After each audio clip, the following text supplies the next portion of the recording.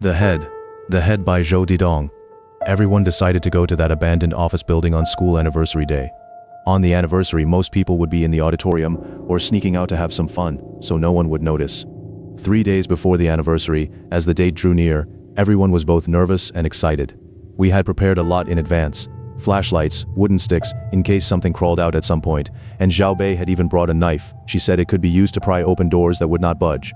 The most outrageous of all was Kai Tai, who actually brought insecticide too. She said that after so many years sitting unused, there had to be all kinds of bugs in there. We were completely defeated by her. I could not think of anything else to bring, but the dorm leader said she could not go down to the basement with us, because she was also a class officer and had to take part in the school anniversary. So everything was ready, waiting only for the right moment. 3 days felt unbearably long, as if we had waited 3 centuries. Time, however, is one-dimensional. The anniversary finally arrived amid the whole school's excitement. I knew their excitement was definitely different from ours. I somehow woke up at 5 in the morning, and after that I could not fall asleep again. Today, at last, the problem that had been troubling me would be solved. I only hoped it would not be the answer I feared. At last 8 o'clock came. Most of the students were gathered in the auditorium. Colored paper hung everywhere outside, and the campus loudspeakers were playing beautiful music. There were performances during the day, and they were about to start. Today the school was open to the public, and people were coming and going everywhere, all heading for the auditorium, so no one would notice 5 girls quietly making their way to that remote abandoned office building. The door is locked. Tang Tang was the first to rush up to it. This door is always locked except when the janitors come to dump junk in here, but this window can never be shut, so we can climb in through it. Xiaobo said. How do you know that? Have you been here before? What are you talking about? I was sent here to clean when the teacher punished me with a big campus cleanup last time. Of course I know. Alright, enough nonsense. Let's get in. Xiao Bei, who had been silent the whole time, finally spoke. Ever since we decided to come, Xiao Bei had been talking very little. Xiaobo took the lead and pushed open the window, climbing in first. The rest of us followed one after another. Xiao Bei and I walked at the back. Xiao Bei, are you uncomfortable? Why have you been so quiet? I asked. Nothing. I just feel a little nervous, and this place feels so eerie. It seems like something could suddenly jump out. Come on, stop scaring me. What could there be in broad daylight? Kai Tai was the most easily frightened of all. Even though she said that, she still looked around nervously. Don't worry, we brought sticks too. Tang Tang waved the stick in her hand. We kept searching, but we still could not find any entrance to the basement. There was a lot of junk here though, so maybe the entrance had been hidden by it. Everyone kept looking. Damn it, the janitors must have been lazy. It's so dirty, Tang Tang complained as she kicked the junk on the floor. Ow, she yelped, and the pile of boxes beside her crashed down with a loud clatter.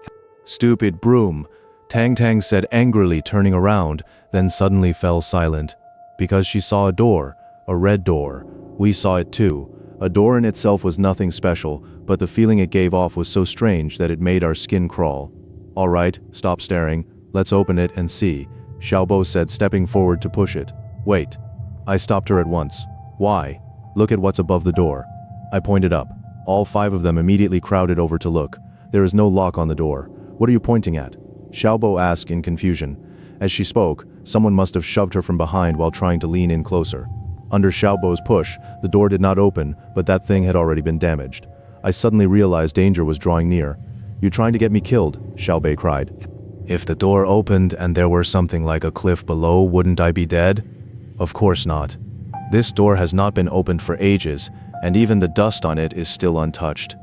How could it be opened that easily? Stop bickering. Let's go in, Tang Tang and Xiaobo said together, forcing the door open. It opened, and a chill rushed out to meet us. There are stairs here. Tang Tang pointed downward. It feels a little cold. I'm scared, Kai Tai said, clutching Xiao Bei's hand. Don't be afraid. There are 5 of us, Xiao Bei said. Hey, Fei Fei, why are you standing there? We have to go down. I was not daydreaming. I had just noticed something the others had missed. When Xiaobo had pushed the door a little, that thing had already been damaged. It was a yellow sheet of paper covered in strange symbols pasted between the door and the wall. Of course. Now it was impossible to tell whether it was yellow or gray. If I had not seen that paper at the old woman's stall near the graveyard, I would not have noticed it. The door was covered with thick dust and all sorts of grime, so who would pay attention to one piece of paper? But I knew in my heart that this paper was definitely not ordinary. A strong sense of unease surged up inside me. We switched on our flashlights and followed the stairs down. After about a little more than 2 minutes, we reached the bottom. Our beams swept around and revealed a very long corridor in front of us, with many rooms lined up along it. When did the school build such a big basement with so many rooms? Xiaobo stared down the corridor, which seemed to have no end. I keep feeling like we're in some old haunted house movie. Could there suddenly be a corpse somewhere? Of course. The one saying that was Kai Kai. Tang Tang tapped her on the head. Please, why is your head always full of things that are meant to scare people? I can't help it. That is just what I think. Xiaobei suggested that we keep moving forward and not look into the rooms, so we went on. In such a dark, eerie place, if there were no sound at all, it would feel even scarier. So after the commotion just now, everyone opened up and started talking. If we were not in a place like this, it might actually have felt pleasant. After all this time, our chemistry was beyond question. Xiaobei and I walked in front, listening to the noise behind us, chiming in now and then. At that moment, I think everyone's heart was warm. Ah, I dropped something, Cai Kai suddenly said while bickering with Tang Tang. What? I asked. During the commotion just now, I dropped my amulet. Let me look for it. For some reason, the moment Kai said she had lost her amulet, my heart gave a jolt. Before I could stop her, Kai Kai was already searching the floor where we had just passed, and Tang Tang was looking with her. Suddenly a flash of red light flickered ahead of us. What was that? Xiaobei pointed forward and asked. We all looked toward the place where the red light had vanished, not knowing that danger had already drawn near. Let's go take a look. Everyone be careful, I said, taking the lead and running toward the end of the corridor. The others were already following. I suddenly stopped. That was close. I nearly crashed into a wall. There was some mist-like substance here. That was why we could not see the end of the corridor with our flashlights. I almost slammed my head into it. The others stopped too. What is this? There is mist inside. Xiaobo shone her flashlight around. Huh? There is a turn here. I looked over there. The mist seemed even thicker on that side. Let's keep going. Everyone be careful. Stay close. I still took the lead. For some reason, I had the feeling that what we were looking for was still ahead. Where is Kai Kai? Kai Kai is gone. Tang Tang, who had been walking with Kai Kai, cried out anxiously. What, Kai Kai was missing? Could it be from just now? Let's go back and look for Kai Kai first. Everyone hold hands tightly and do not get separated again, Xiaobei suggested, and we all agreed. Then we turned around hand in hand and walked back the way we had come. Kai Kai, we called softly as we slowly moved back. Look. Tang Tang's flashlight caught something on the floor. It was Kai Kai's amulet. This door seems to have marks where someone brushed their fingers over it.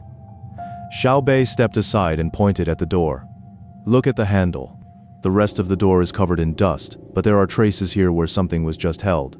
Sure enough, this place seemed to have been unused for a long time, so dust covered everything. The rest of the door was like the red door we saw earlier, thick with dust. Only the handle had obvious marks where the dust had been wiped away. Clearly, someone had gone in. We all exchanged a silent look. Xiaobei pushed the door open. 4 beams of flashlight light shot inside together.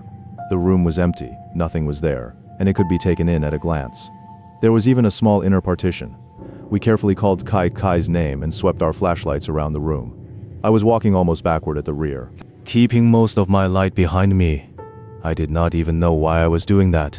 Anyway, after entering this basement, danger could come from anywhere. Why was the light getting dimmer? Damn it!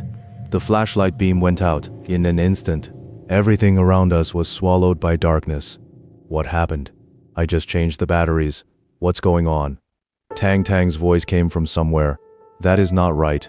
Why did all our flashlights go out at the same time? Xiaobei and I seemed to have the same doubt. Everyone walk along the wall. Let's get used to the dark first. Since we had only come down to a basement, we had not brought any spare flashlights. Now we had become blind. We groped our way slowly to the wall. Xiaobei had already started changing the batteries. Thank goodness she had brought extras. Tap, tap. Why was something dripping onto my head? I touched it with my hand. It seemed sticky. My heart jumped into my throat. No, could it be? I jerked my head up. My God. I stumbled back a few steps. I saw something black swaying there. At that moment, my flashlight suddenly came on. I saw it clearly. It was the head that had gone missing from our dorm. My flashlight slipped from my hand and hit the floor with a crash. I opened my mouth trying to scream, but something seemed to be stuck in my throat, and no sound would come out. That head was in front of me, looking at me with a smile. I do not know why, but I just felt that it was smiling at me. That smile was terrifying beyond words. I stood there as if frozen in place, barely able to move. It was only after a long while that I realized how still everything around me had become. So still that apart from the dripping sound under that head, nothing else could be heard. And that only made the fear worse. Where was Xiaobei? Where was everyone else? I suddenly saw out of the corner of my eye that the places around me were pitch black and empty, exactly as they had been when we came in. Only the things they had left behind were still on the floor. Xiaobei and the others were gone too. They had left me here alone. I do not know where the courage came from. I grabbed the wooden stick on the floor and swung it hard at the head. Then I snatched up my flashlight and ran for my life. I do not know how long I ran or how far. When I pushed open what must have been yet another door, I thudded to the floor and panted for air. After I slowly calmed down, I stood up and looked around carefully. This was another room. In my panic, I must have passed through many doors, but this room seemed to be storing a lot of things. I shone my flashlight beside me.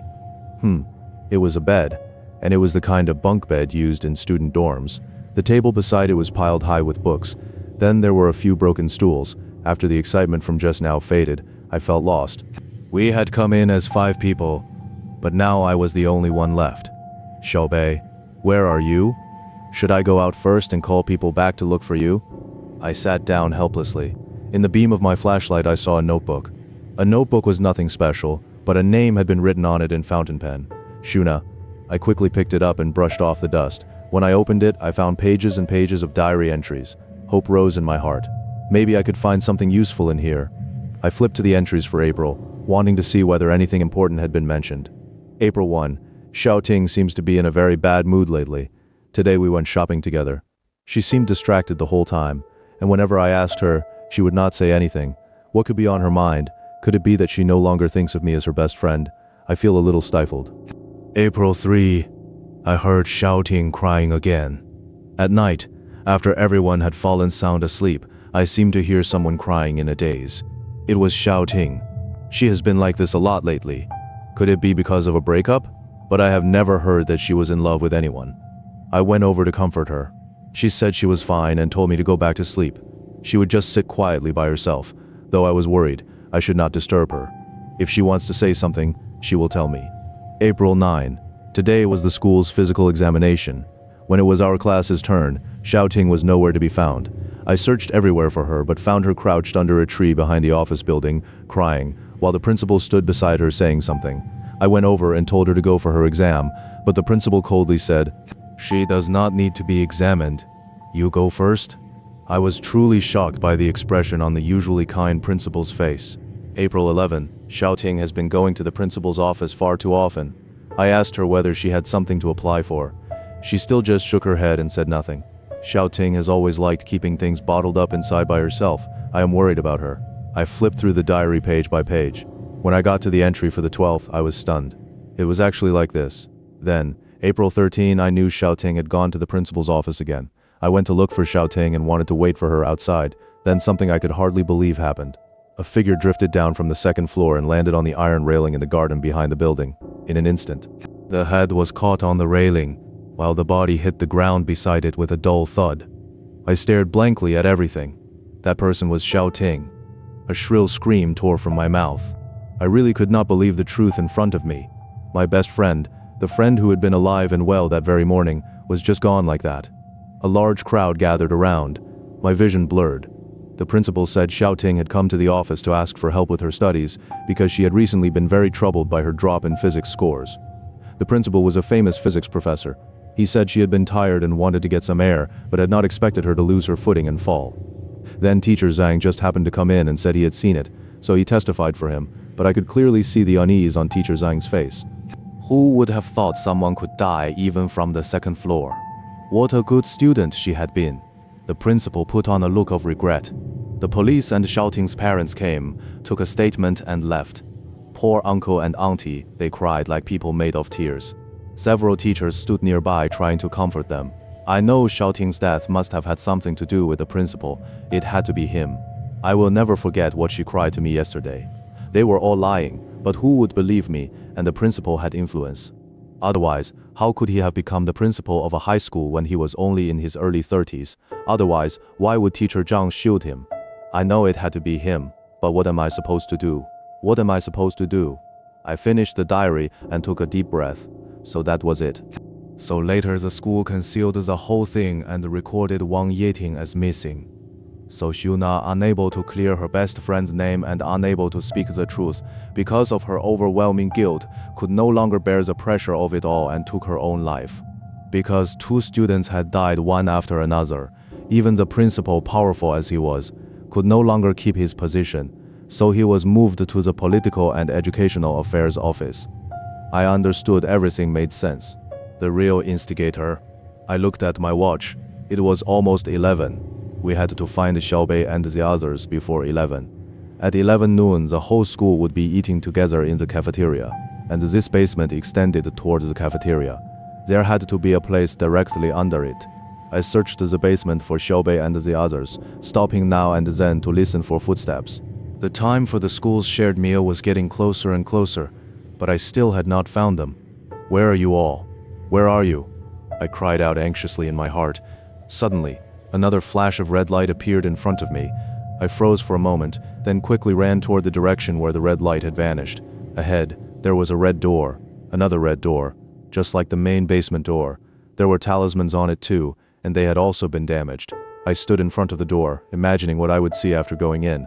But the more I imagined it, the more frightened I became. My clenched palms were covered in sweat. To hell with it. If I was any later, everyone would be in danger.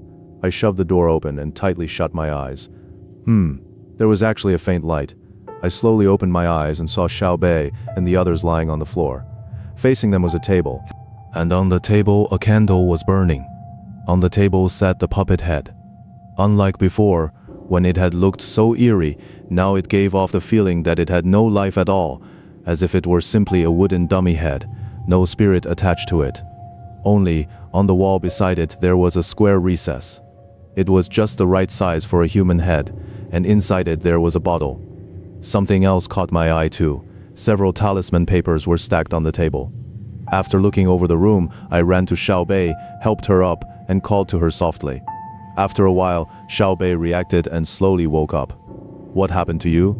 I do not know. While I was looking for Kaitai, a shadow suddenly flashed before my eyes, and then I passed out. Where are Tang Tang and the others? They are right beside you. I helped Xiaobei to her feet.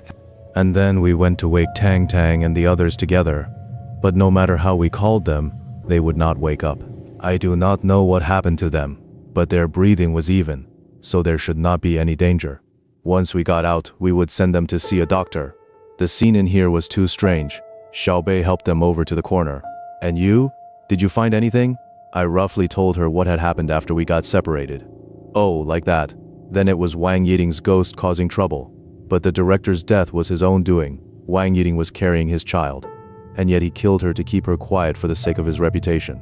That kind of hypocritical beast should have been dead long ago. Xiaobei said this bitterly. Xiaobei, you should still remember what the crazy teacher Su said, right? What words? Everyone in the school must die. Must die. I softly spoke out the words. At last, it was the end. Instead, I was no longer afraid. I think she chose today, this special school anniversary when the whole school would be here. What you are saying makes sense. We have to stop her, Xiaobei said, walking over to the table. I never expected this fake head to bring such serious consequences. Xiaobei stared at the head. I heard ghosts are afraid of talismans. Try sticking the yellow talismans on this head and see, Xiaobei said, picking up the talisman papers. Ah, Fei Fei, what are you doing? Xiaobei stared at me in surprise. I held up the yellow talisman I had snatched from her. This is not supposed to be stuck on that wooden head, it should be stuck here. I quickly went around to the side of the table and suddenly stuck the talisman onto the bottle in the recess. What are you doing? The thing causing all this is that fake head. Why are you just... Enough. I cut her off and stopped her from coming over to snatch it back. Xiaobei, I really do not want to believe it. I really do not. But why are you doing this? What are you talking about? Have you been bewitched by the ghost too? Are you still going to keep pretending? Xiaobei. No, I should say Wang Yiting's daughter. I stared straight into Xiaobei's eyes, looking at my partner from all those ordinary days. My best friend. A sharp ache rose in my chest. What are you talking about? Wang Yiting never had any children when she was alive. What you are saying is ridiculous. Xiaobei laughed and shook her head. Yes, she had no child while she was alive. But do not forget that she was pregnant when she died. The dead can still choose to give birth to the soul of the baby in their womb. It takes tremendous suffering. But I never expected your resentment to be even heavier than Wang Yiting's, so she had no choice but to give birth to you. I think you must have a soul-holding bell on you, one that allows an infant ghost to grow just like a living person. Hef, I have been friends with you for so long and I never knew you understood this sort of thing. I really underestimated you. Xiaobei gave a cold laugh. But the soul-holding bell is something very few people know about, and how did you know I had it on me? Xiaobei, I have been your friend for 3 years. Can you really guarantee that thing on your body never made even the slightest sound? The evening self-study session when I took leave because of stomach pain, I was locked in the dorm after hearing the door lock, and after that I heard a faint ringing, and when we went to Shuna's grave, I saw Xu Yong standing in front of Wang Yiting's grave. Just as I was about to go up to him, you came out. That time I heard that sound too. I think you had already been to that grave long before then. This bell is my life. It never makes a sound under normal circumstances. Only when the owner suffers a huge emotional upheaval can the people close to her hear it. I really should not have been so close to you, Xiaobei said with a self-mocking smile. Firecrackers sounded outside. The big school banquet had begun, and above us there was a roar of noisy celebration. It looked like this place was directly under the cafeteria. My mind was completely in turmoil. I thought that when Xiaobei locked me in that room, she must have felt she could not bear it, which was why she later came back and opened the door for me. Maybe she had once hated Xu Na's cowardice. But when she saw Xu Yun standing in front of Wang Yiting's grave, she must have been shaken. I had suspected that Xiaobei's friendship with me was only part of her revenge plan. But now I was certain that she, like me, truly treated the other as a friend. I could not stop myself from crying. Xiaobei, I know you waited for this day because you were waiting for the right moment to bring back your mother's soul. But do you really want the lives of everyone in the whole school? Are you really that heartless? Think of our classmates from the past. Think of our kind-hearted schoolmates. They should never have been made responsible for what happened to your mother in the first place. The people who deserve to die are dead. The people who deserve punishment have been punished. Is that still not enough? My whole vision was flooded with tears. I could barely finish speaking in a sob. Xiaobei said slowly, when my mother died back then, why did not a single person stand up and speak? Why did everyone just accept that beast of a principal's actions? The students in this school are simply numb. They are not worthy of existing. That is not true. It is not. They must have been forced into it back then. And did Shuna not also give up her life for your mother? You have been with us for so long, you have stayed in this school for 8 years. How could you possibly not know what everyone is like? I looked up toward the noise above us. They were surely all lost in the middle of the celebration. How could they have imagined that they were standing so close to danger? Xiaobei looked at Tang Tang and the others lying on the floor. She muttered, "It is useless. It is useless." Then she reached her hand into the recess. There was no way to stop her anymore. It was too late. I closed my eyes and shouted, "Xiaobei." Then I had no more strength left to keep standing. I collapsed to my knees. "Xiaobei, do you not know how heartbroken I was when I thought you had only been using me? Do you not know that I always treated you as my best friend? Do you not know that even when I noticed something strange, I still did not want to suspect you? Do you not know how much all of us cared about you?" I shouted those words in my heart, while at the same time waiting for the deafening blast to ring in my ears. Why was there still so much noise? Had no one died yet? I jerked my eyes open. Xiaobei was gone. The little bottle was gone too. All that remained was that lifeless head. Ow, why am I here? Kai woke up. That thing, that head. Kai, who had only just regained consciousness, was instantly full of energy. Seeing me, she looked as if she had seen a lifesaver. I rushed over and gave her a hard knock on the head. "Please do not make such a fuss. Everything has been perfectly resolved. That thing is just a useless prop now." Then the others gradually woke up too. Seeing that everyone was all right, I felt a lot more relieved. "Thank you, Xiaobei." "Huh? Where is Xiaobei? Why is she gone?" Tang Tang asked when she woke up and realized one person was missing. "Oh, actually none of you knew this. The whole thing was solved thanks to Xiaobei.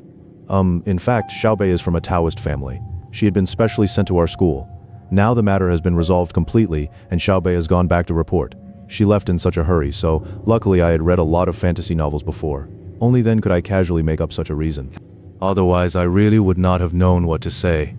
Then Tai's amazement, Tang Tang's complaints, and Xiaobo's disbelief all reached my ears together. Sigh, those girls. Being able to stay together again was truly such a happiness. But Xiaobei, where did you go? After we came out, the fast-talking Tang Tang spread the whole thing far and wide in no time at all. In an instant, it became the talk of the campus. Before long, news somehow spread that Xiaobei had dropped out. Everyone complained that she had been too heartless to come back and see us. Xiaobei, did you really come back personally just to drop out? Why did you not come to see us? And then that was that. High school life was soon coming to an end. After everyone had poured out their hearts at the final wild farewell party and returned to their dorms, I suddenly caught sight of a figure that looked very much like Xiaobei standing in the corner. Before I could get a clear look, she was already gone. Maybe she had come back too. 3 years later, Class 2, Grade 10. Hello everyone, I'm the transfer student, Xiaobei. You can call me Xiaobei. Please take care of me.